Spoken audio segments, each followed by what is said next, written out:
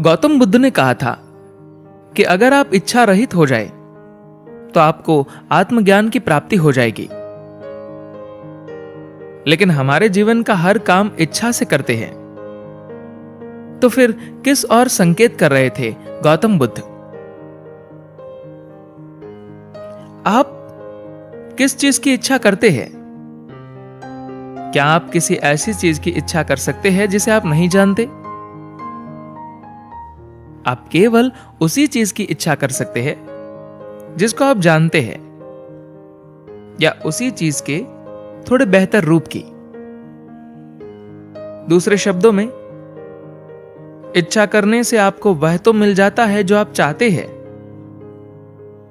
लेकिन इसके साथ ही आप जीवन की दूसरी संभावनाओं को खत्म कर देते हैं। एक बार गौतम बुद्ध ने यह कहने की गलती कर दी कि अगर आप इच्छा रहित हो जाए तो आपको ज्ञान प्राप्ति हो जाएगी। इस बात के कई तरह के गलत अर्थ निकाले गए। उनका मतलब यह था कि एक बार अगर आप कोई इच्छा करते हैं तो आप उसी चीज की इच्छा करते हैं जिसके बारे में आप जानते हैं। ऐसे में कुछ नया घटित होने की संभावना खत्म हो जाती है। आपका पूरा जीवन उन्हीं चीजों को पाने की कोशिश में निकल जाएगा जो आप जानते हैं। आपको जो बातें नहीं पता वे आपके जीवन में कभी घटित होंगी ही नहीं। इच्छा किसी विषय के साथ भी हो सकती है और बिना विषय के भी।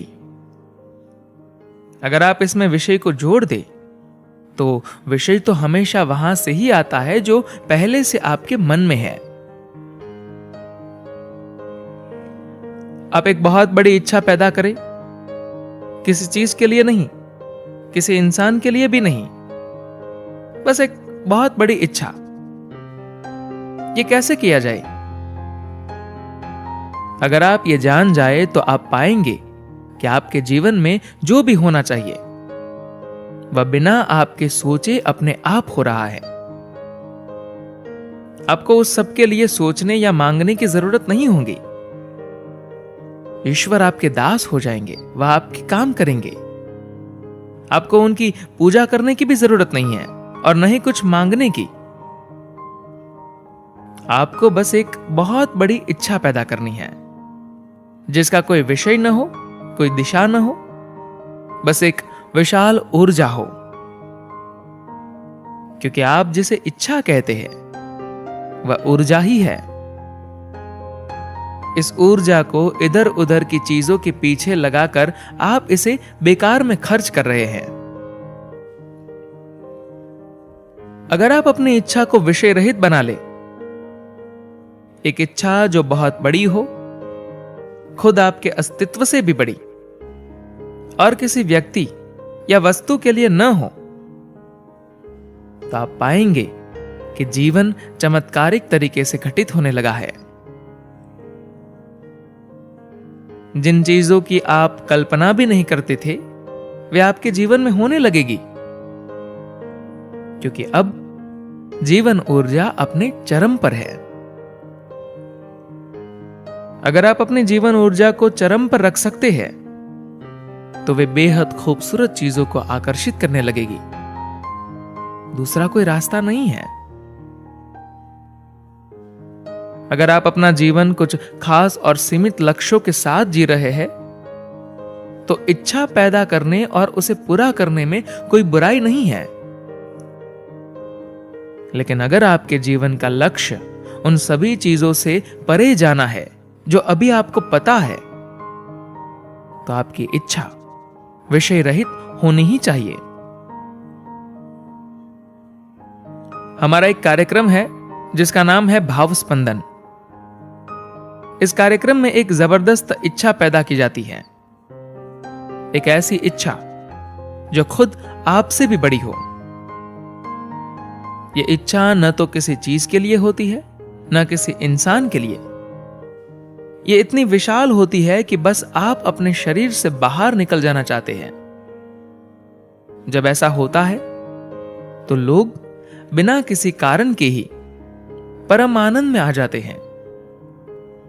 उनके आनंद को देखकर आप अंदाजा नहीं लगा सकते कि ऐसी भी कोई चीज इंसानी जिंदगी में हो सकती है। मैं उस स्थिति को बताने के लिए कुछ भी कहूं तो वह काफी नहीं होगा।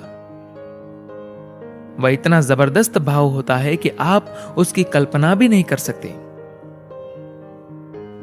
ये सब आपके भीतर मौजूद है, लेकिन लगातार बेकार में खर्च होने के कारण ये इकट्ठा नहीं हो पाता।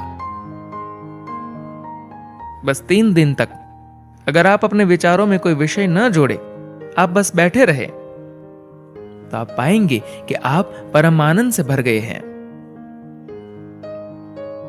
अगर आप इस तरह से बस 2 दिन बैठ जाए तो आपकी जीवन ऊर्जा एक ऐसे बिंदु तक पहुंच जाएगी, आपको ऐसे आनंद का अनुभव कराएगी कि आपको विश्वास नहीं होगा कि इंसान के जीवन में ऐसे अनुभव भी हो सकते हैं।